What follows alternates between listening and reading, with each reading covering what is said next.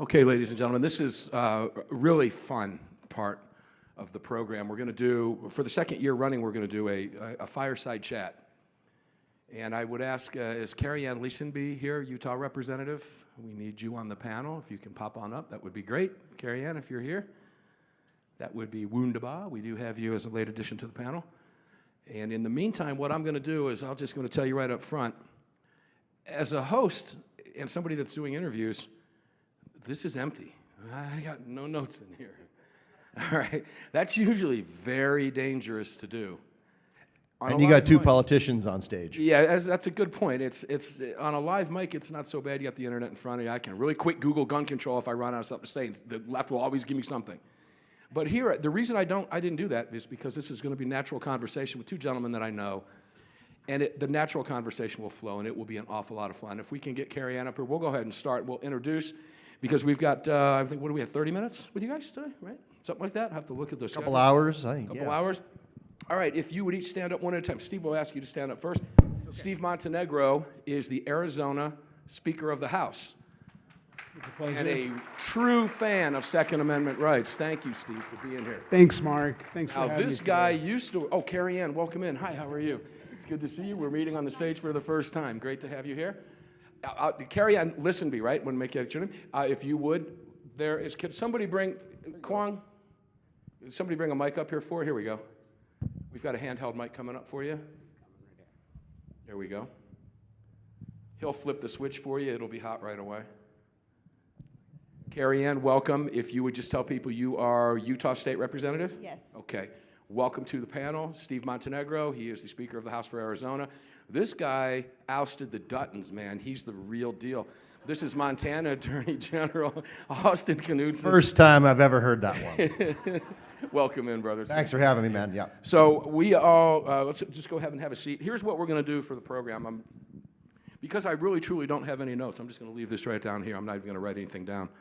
I'll start just as if we were doing a live interview and we just met for the first time, all right? And I'll start with you and we'll go down the lineup.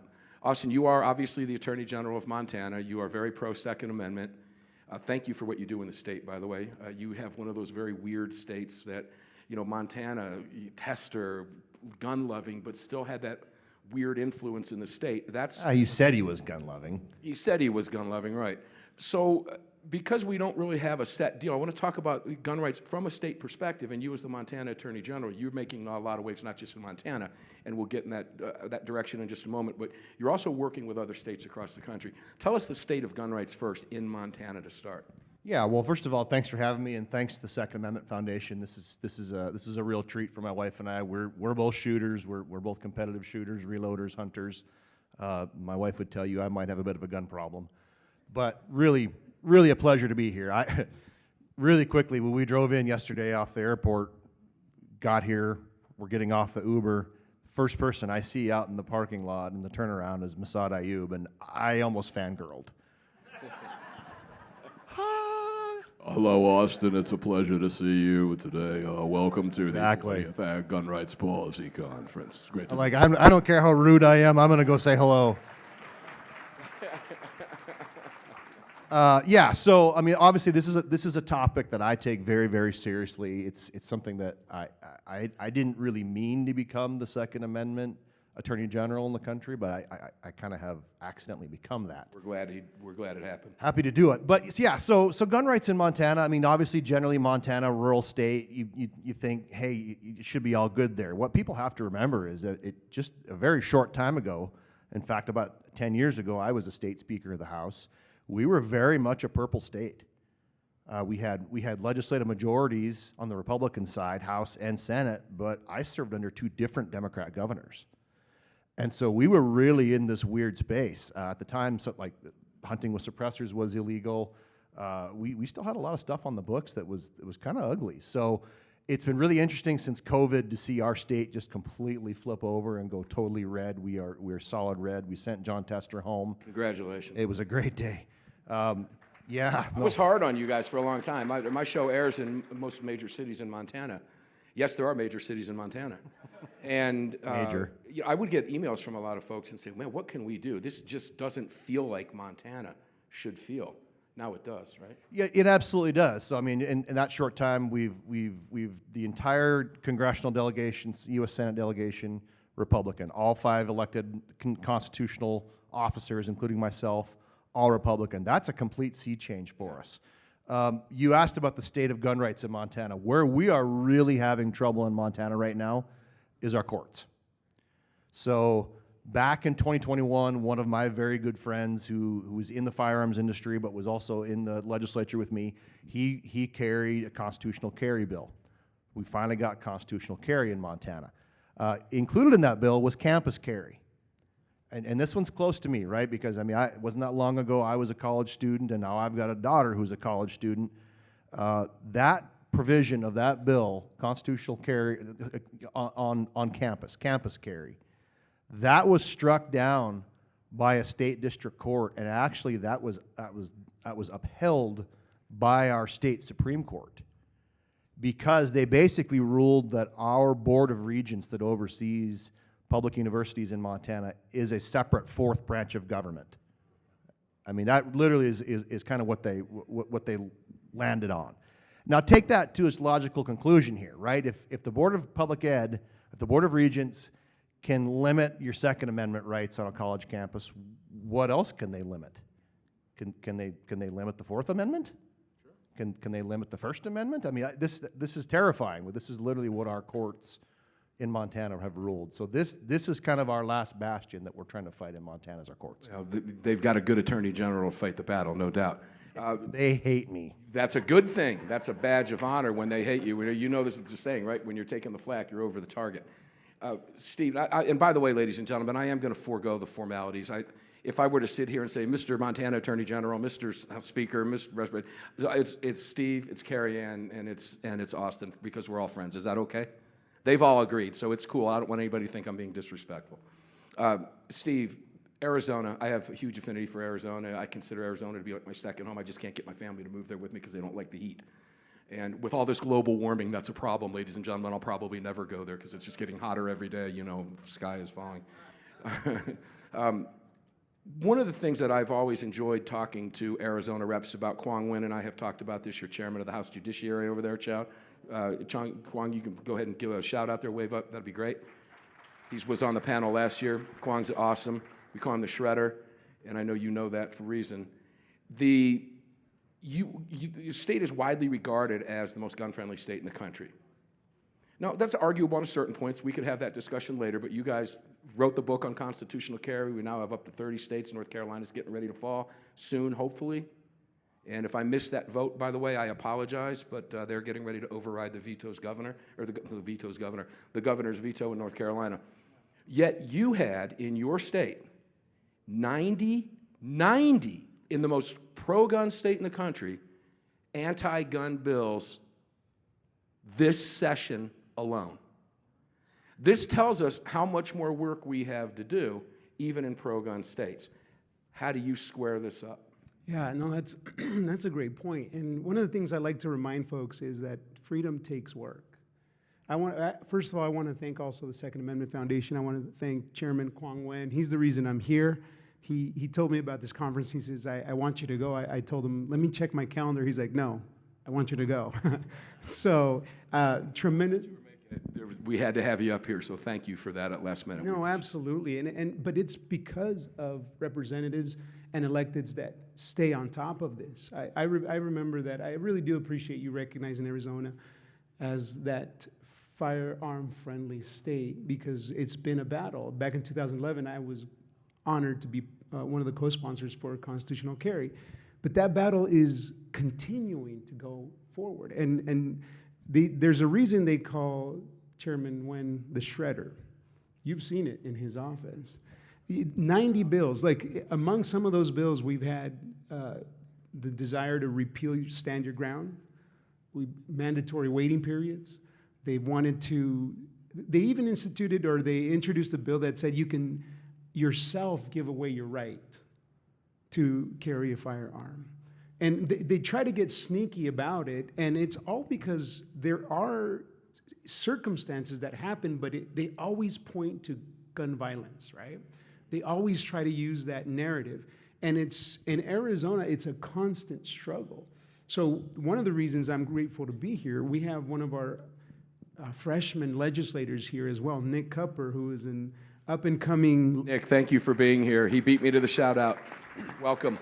an up-and-coming just leader in Arizona politics. And I know when I see legislators, we got to give shout-outs. We have a Kansas legislature as here as well. You guys are doing a great job.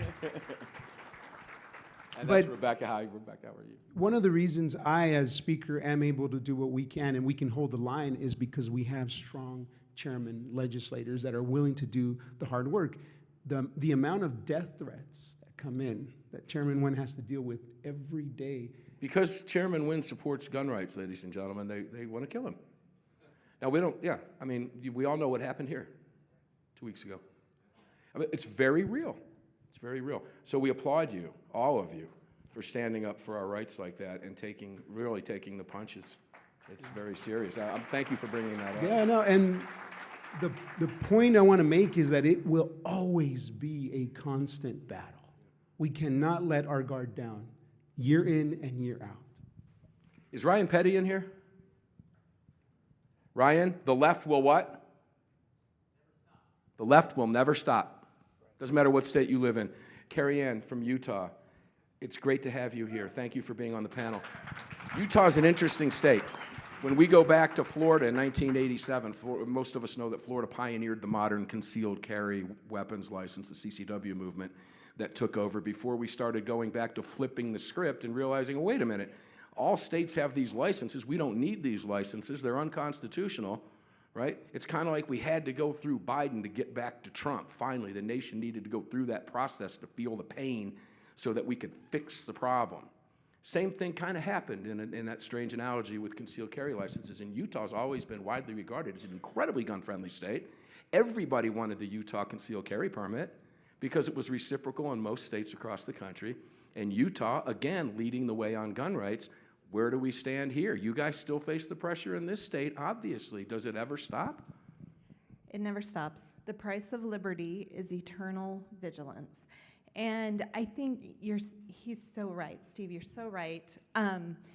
We have to remain strong and vigilant. And you know, every time there's an incident, and I'll just take a moment as a Utah representative Floor is yours. to grieve, Charlie's death happened here on Utah soil, so sad. And he will be missed, but also you can silence a man, but you cannot silence an idea. Right. And the ideas that Charlie stood for are the ideas that Utah stands for, and we will continue to stand with Charlie. So, thank you.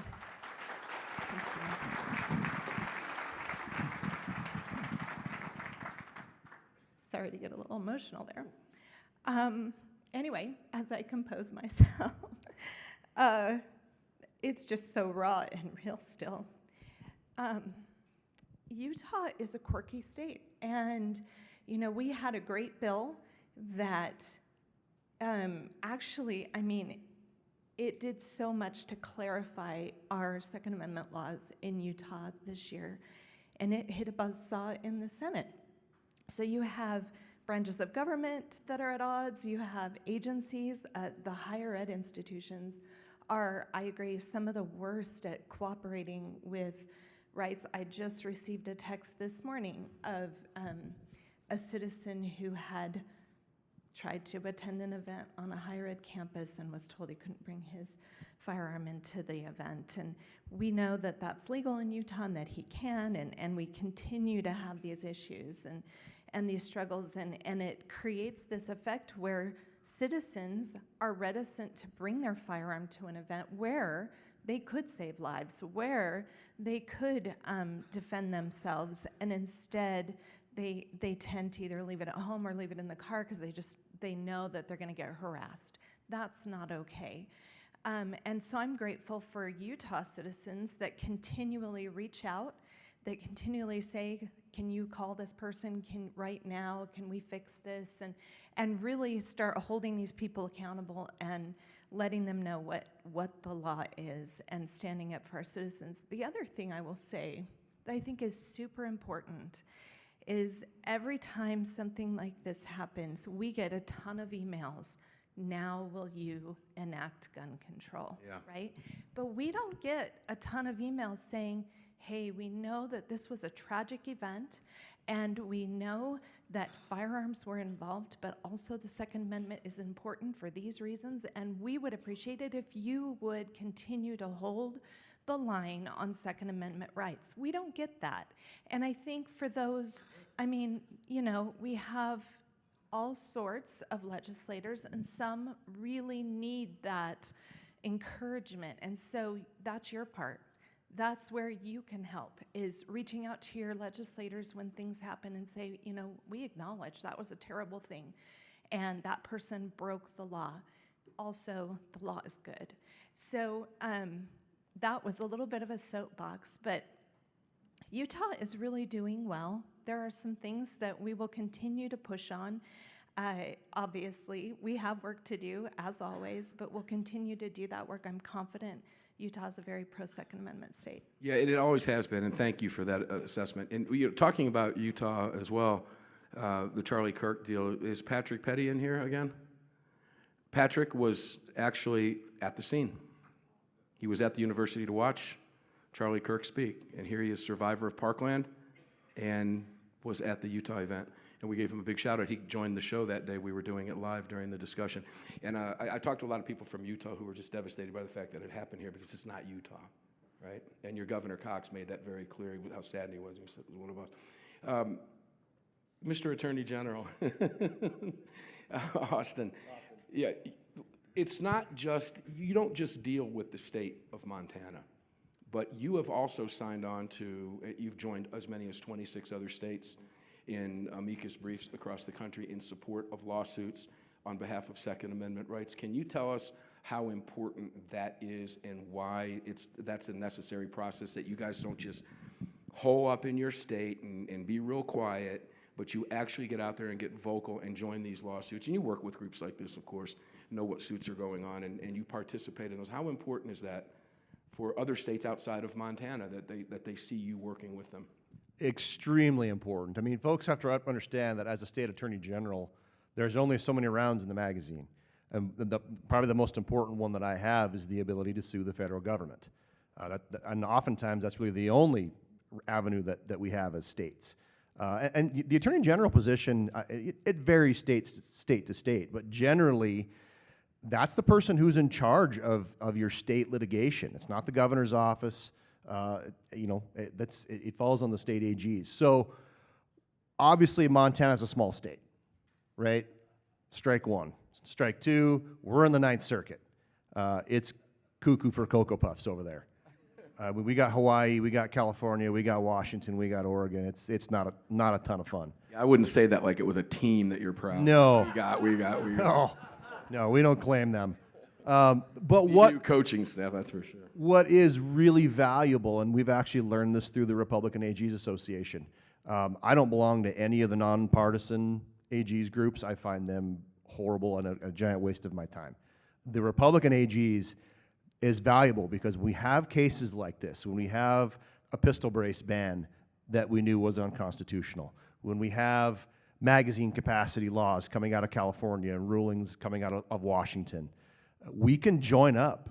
My little office, we don't have a ton of lawyers, but when we can partner with groups like the Second Amendment Foundation and other states, you have to understand, when you file these briefs in front of district courts, in front of appellate courts, all the way up to the Supreme Court, the plaintiffs or the defendants in those cases, their briefs are limited, right? They have X number of words that they can file, and oftentimes they don't get to adequately address a certain argument that they would have otherwise made. That's where we can come in as amicus states, help out, file these other arguments. Hey, courts, you should also look at this argument here. We, the state of Montana, we think this is important. We have an interest in this. But yeah, it's been really, really effective. I mean, I've gotten involved in gun cases out of Maryland, and people say, well, what do you care about Maryland? You know, Maryland really tried to run over Bruin. Sure. They tried to stretch, sensitive places. That doesn't exist under Bruin. That's not part of the Bruin framework. You don't get to say like, well, yeah, tradition and history, but also we feel like city parks is probably a sensitive place. Sorry, that's not what Bruin says, Maryland. And I have to be careful as a state attorney general because as one circuit goes, the 9th can be right behind it. Because if you give those clowns a chance, they will go as far left as they can. So yeah, it behooves us in the states to cooperate and file these amicus briefs, and we've been really, really active in that space. It's been a lot of fun for me to not just join those, but actually lead most of them. So Yeah, and very that's important. thank you for that because he has led a lot of these amicus briefs across the country, ladies and gentlemen, from the small state of Montana, right? That's how important it is. Steve, you and I talked last night a little bit, and you brought this up, Karianne. So I didn't want to go back to you on this, so I had to come around the table because I would have had to gone backwards. But you were talking about how important it is to hear from your constituents. And last night, when you brought this up, you said you never seem to hear from the pro-gun side, but thank you for doing this after the fact. We tend to be our own worst enemies sometime, I think, on this side of the aisle here. But there are various ways you can reach out to your legislators, and I think this is critical. You can email people, right? And how many of you have gotten the form letters from your state's gun rights group here? We need this bill to pass, please you fill out the form letter. All right, we're going to ask some really pointed questions here as to how effective that really isn't, okay? And there's phone calls, messages, your office gets them too. And then there's snail mail, right? Where, remember how to lick a stamp, ladies and gentlemen? Or at least buy an envelope with a stamp and actually send it to the mailman? Is that effective? Tell me, because the conversation was eye-popping last night, what is it that gets to you the most, that matters the most to you as a legislator when your constituents are actually communicating with you from either side? No, that's a great question. Like, let me start here. If you don't have time to write me an email, why should I have time to read it, right? That's the mentality that some people go through. And we do get thousands of form emails that we know some guy and some attorney in some office typed up and then just left a space for you to type your name in. That's fine. I mean, if you get 3,000 of those emails, you want to find out, is this a hill I'm willing to die on or not? But if we want to, as legislators, believe it or not, they have hearts, and when they see a short note, and I'll tell you a couple, but if it's a short note that you make personal, you say, look, this policy is actually going to affect me in my day-to-day life or with a client or with somebody in this way. I'm asking you to please support it, or I'm asking you to please not support it. When you put that personal touch on it, it does something. Because these are the people that we want to hear from. We want to hear from folks that are paying attention and that know how this particular policy is going to affect them. That's something that will stop a legislator right there. Whether it's a phone call, I was telling him yesterday, here's something you can do. Call the office and say, hey, my name is so-and-so. I'm in representative or senator's district. Can I talk to him? Oh, he's busy. It's going to be about a week and a half. Here's a little key. Tell them, if I write him a personal note and drop it off or give it to you, would you give it to him? And that assistant is not going to say no, because they know that you're making that effort to give a personal touch. So I do want you to know that your reach to us matters too. If you're going to take time to share. Now, I want to really quick, there's two areas that I think we need to focus on too. Number one is education and narrative. You're focused on the education part, man. Look, in Arizona, there's a reason we're strong. We've got people on the ground. The legislators do their part, but we got people on the ground like Cheryl Todd, Dan Todd, that for years have been involved in this, doing their part, getting information to us and giving information to the public. We've got Michael Infanson here, who's been involved in this arena as well. It's a team effort, and it takes educating legislators, but it also takes educating the people. And on this, I want to bring to you the narrative. That's the second part. The narrative, how we're proposing this. I love earlier today the presentations about self-preservation. Some of us that are faith-filled, we believe in God, we call them God-given rights. And if you don't believe in God, too bad, there's a God. But they might call them natural law. That self-preservation is a God-given right that we have. And if we can explain to folks, my wife's driving home one day from school. She helps run a school, And she takes a different path. And on the path, we have got our 2 girls, 12 at that point and 4, coming from school. And some madman starts chasing them, and my wife, she doesn't know what to do. She speeds up, she slows down. The guy goes around her, right next to her, gives her a look, goes in front of her, slows down, to the point where he comes to a stop. And he gets out of the car, and my wife is just terrified because she's got our 2 daughters in the car. She doesn't know what this guy's going to do. And he fits the profile. Sorry. And she's terrified. And thank God he gets back in his car, he drives away. But she thought at that moment, what am I going to do? And I'm over here 20 minutes away as a dad, as a husband. So there is a right to self-preservation, and we just have to continue. You're doing great. We're doing great. We got to continue to be better at telling that story. I appreciate that because I've done it all. I filled out the form letters, and I'm like you. I think at that point, I've been told by legislators in both Florida and Georgia and other states that when they see those forms, they're looking at that point more towards how many are coming in. If they only got 50, but if they got 15,000, maybe they better start looking into that. So I guess there's some powers in numbers to that. But the personal notes, and I've also had them, and you correct me if I'm wrong, and I'll pass this to you, Karianne, snail mail will always get to your desk. A letter gets to your desk. It's going to be physically opened, and someone's going to see it. Is that the most powerful form of communication, even in today's day and age, with these stupid things that are destroying the psyche of the country? Don't even get me started on this nonsense. But the personal touch, I think people are longing for it, like you just said.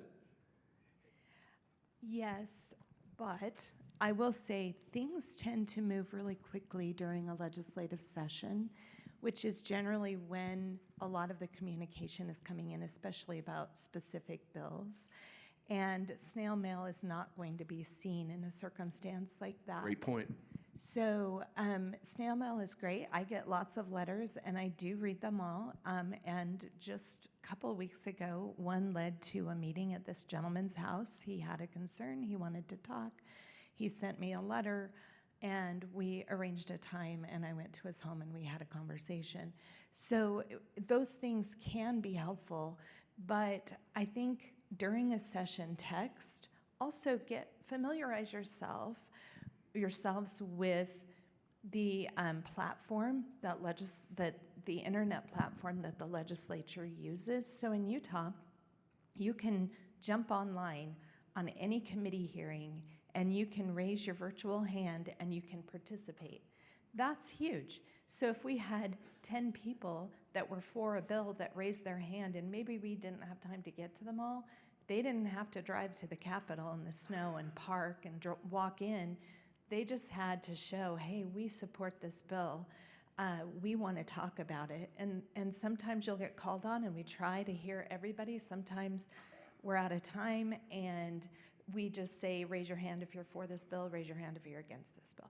But you've weighed in, you've made your wishes known about a specific piece of legislation. We know, and it matters that you took the time to log on or to come down to the Capitol and engage in the process. And I know you don't always have time. I know it's during work hours, and that's really, really hard for some people. But even if you can just take your cell phone and log on to the meeting and just take a few minutes to just make your presence known, that's really helpful.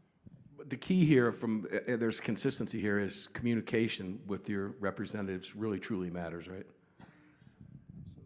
Well, Steve, do you believe that the Dems, the ones that can read anyway, actually read their emails? That's not, you don't have to answer that. It was just my cheap shot at the Democrats. Sorry, guys. Can I add one thing? You absolutely can. Have fun with it. Excuse me. Okay, so one thing I would say, we get a lot of emails that tend to, even from the right, tend to assume motivation. That is something that will undermine your message every time. Now, I'm a Second Amendment person. I'm also a customer service person. So I can say, look, I understand your passion. Please don't assume that I don't agree with you. Let's have a conversation. Or I'm for that bill, or whatever the communication back is. I get a lot of text messages as well, and those are also effective if I have time to look at them. But the thing that I think undermines our side so much is when we get an email, how dare you? Or just assuming that I don't care about your rights, right? Don't assume. Just share I the think there's a reason for that. We watch the halls of Congress, right? And anybody watched any of the congressional hearings? The Democrats, when they're yelling at Kash Patel, they don't care what Kash Patel is saying. They're grandstanding for the camera. They're not listening to anything. They're not there for anything other than that, right? We all agree with that. And I see your point. Thank you for bringing that up. It makes a great point. And I'm sure it's probably an insult, but you actually care about these issues. And there are a lot of people in this room who I've spoken to who I know do tremendous lobbying work. You named a few of them. And there are others in here as well. And I've asked them personally, when you're in Washington, D.C., and you're meeting with the Democrats, are they hearing you? Or are they is this just a photo op so that they can say they actually met with the pro-gun people? Is it going to change their mind? Now, I have a sad feeling I know the answer to that question, because we can, based on the public things that they've said, we can assume that position. But I don't think the state legislators get as much public attention like that, so they do make a mistake when they make an assumption like that. That's such a great point. So we've got about 15 minutes, a little bit less. Let's do 5 minutes apiece, and I'll just ask you, what do you want all of us in this room to know regarding the future of our Second Amendment in a Trump time, and where can we not lay down and say, that whole complacency thing, Trump's in office, I've already got my guns, right, where the industry's feeling all that, et cetera. What do you need all of us to know as the Montana Attorney General? What do you recommend we do? And then, Steve, I'll ask both of you the same thing. From your position, what do you want us to know from that same question? Austin. Well, I think for my part, I mean, the Trump administration really is an object lesson here, right? I mean, it's case in point. 4 years of Joe Biden, my office sued him 61 times.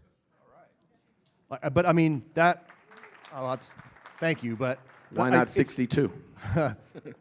I think it wouldn't take much for us to get there. That was because they were just shotgunning rules out almost on a daily basis. No administrative procedure, no notice and comment, just shove it through in the dark of night and hope no one sees it.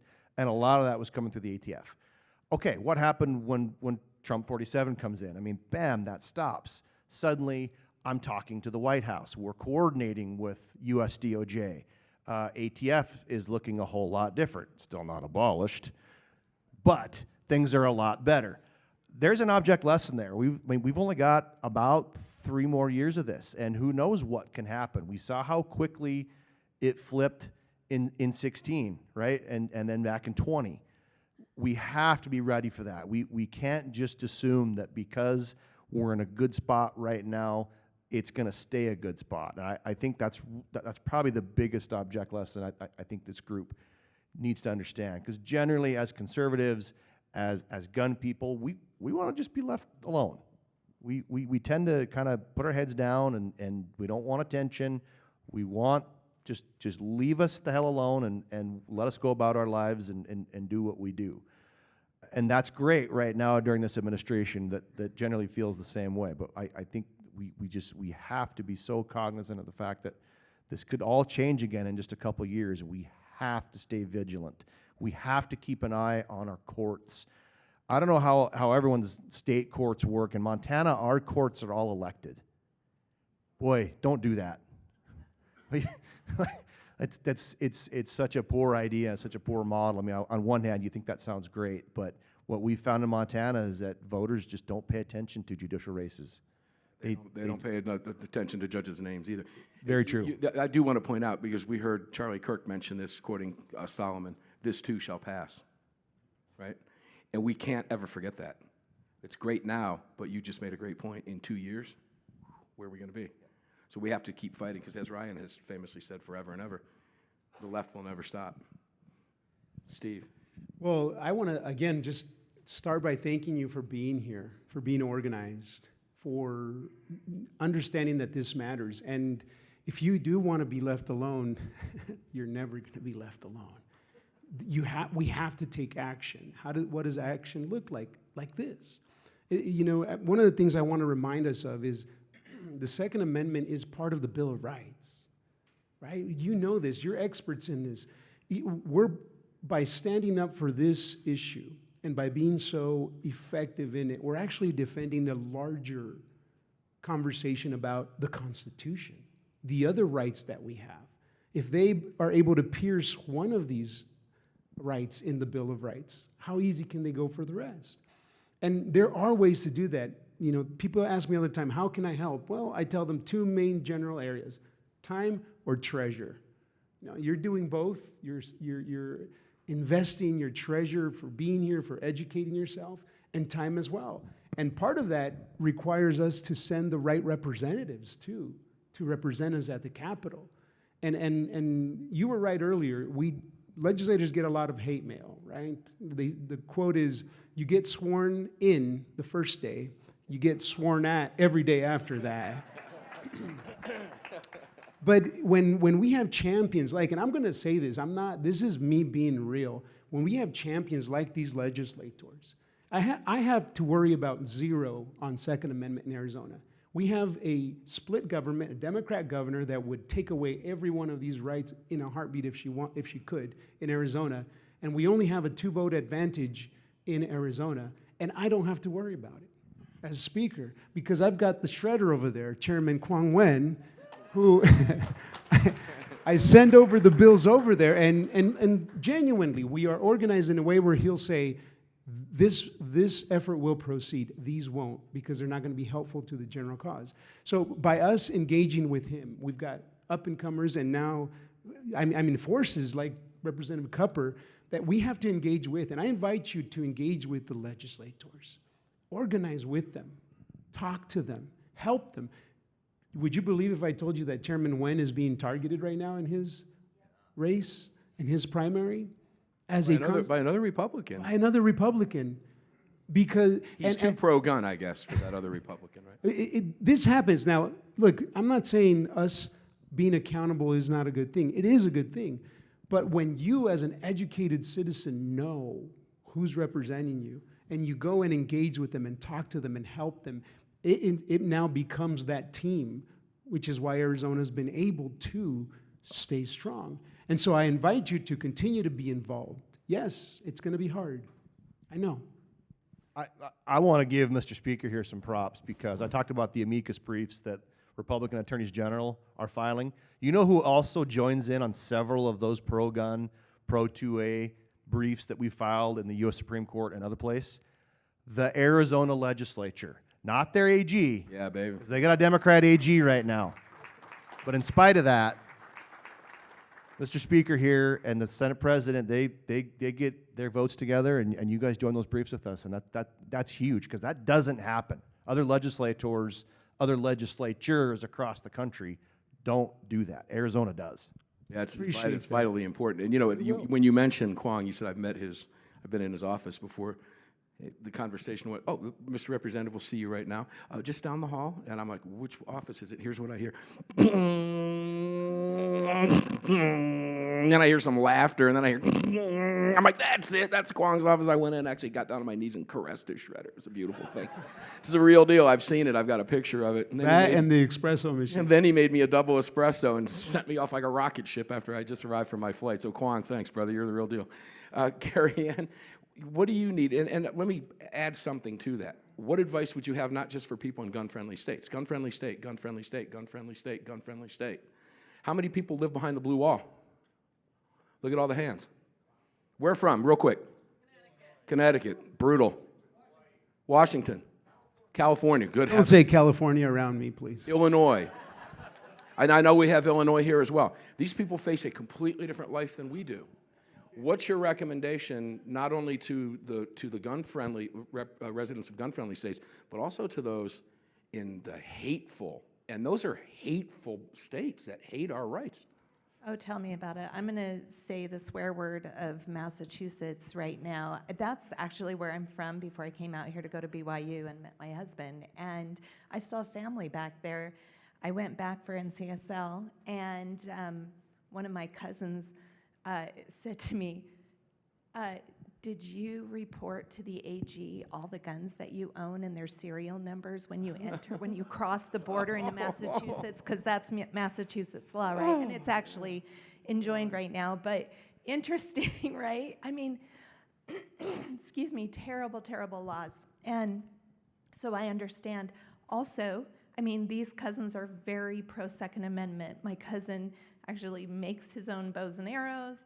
He fabricates uppers and lowers, and he is just amazing. And I have another cousin who owns a ton of firearms in Massachusetts. And so, don't out him. But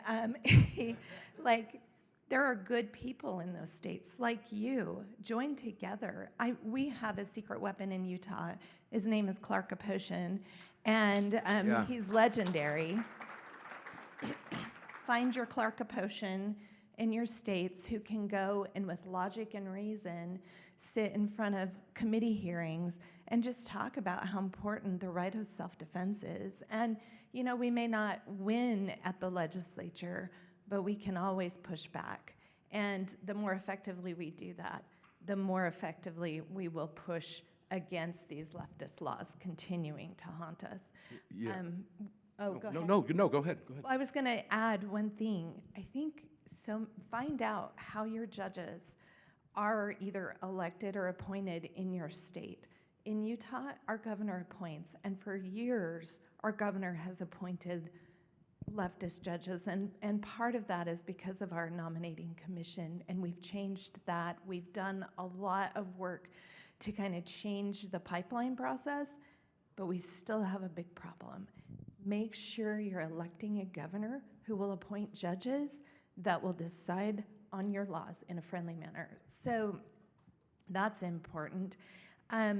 One other thing that I wanted to say that's just maybe some actionable things. In your neighborhood, find out who your representative is, or find out if there's a Republican running. Clark actually brought a gentleman to the Capitol who was had served multiple tours of duty, was a counter ops guy, amazing military man. He was my constituent. I didn't know him, but I met him through Clark. He ended up placing 50 or 60 signs in my district for me. That's an actionable thing you can do, or you can knock 50 doors in your neighborhood for a candidate that you believe in and talk about why you think they're a good candidate. There are actionable things you can do that take a couple of hours on a Saturday, and it's worth it. And I've done this for years. I know how good it feels after you're serving, you're trying to make it better. So keep a positive attitude and just keep working. The fight is not easy. You guys have an uphill battle, but it is possible to change it. I just add one thing. Or Austin, sorry. Whatever my name is. You said, what Mr. Attorney General. What should folks? I'm never going to get used to that. What should folks in blue states do? And I'm going to say this, and it's going to sound flippant, and I don't mean it to be, because this has really helped Montana. You should move. Seriously. Since COVID and a couple of TV shows, Montana, we've added a congressional seat. People have left California, and normally we'd go, ooh, we don't. Californians. They're patriots that have fled California. Conservative aspect. We talked about this yesterday. You've had a lot of Absolutely. conservatives that are now fleeing the tyranny, and that's going to flip Arizona back. I'm going to tell you that right now, guys. Arizona is no longer going to be purple. Arizona is going to go red for that reason, Steve. I'm predicting that. We call them California refugees here in Utah, and they are a real thing. We're going to build a wall. Look what they did to Florida, the New Yorkers. We're gonna build a wall in the west part of Arizona. Southern Build a wall, you California. start We usually get the Northerners. And to the blue states, yes, if you can move, but unless you're California, right? No, but if you can't, stay involved. I was talking to some of the folks from Boston yesterday. I'm just glad I learned some of their punctuation. I didn't use it. So, but I was telling the passion that's coming from them, I was impressed. And I want you to know you will make a difference. But we have to remember that narrative and that education. So, but yeah, God bless Boston. You guys are awesome. I hope you guys like the Fireside Chat format. This is a lot of fun. I could do this the whole show today, honestly. That was great. So, Karianne, thank you for being here. Steve, thank you for being here. Mr. Attorney General, Austin Knudsen, thank you for being here. You guys are all awesome. And when we've got just a little bit more to go, then we'll get to the lunch and the awards. And then for 2 o'clock, I'll be doing the same thing with Sarah Weaver, which will be a fascinating conversation as well. Okay? And I believe we've added an additional, because of a slot that we had to move, Joe Laporto will be up for a fireside chat as well. So we've got a lot more to cover with you guys coming up. Okay? Hope you enjoyed that. And as we say on the air, we'll be right back. Don't go away.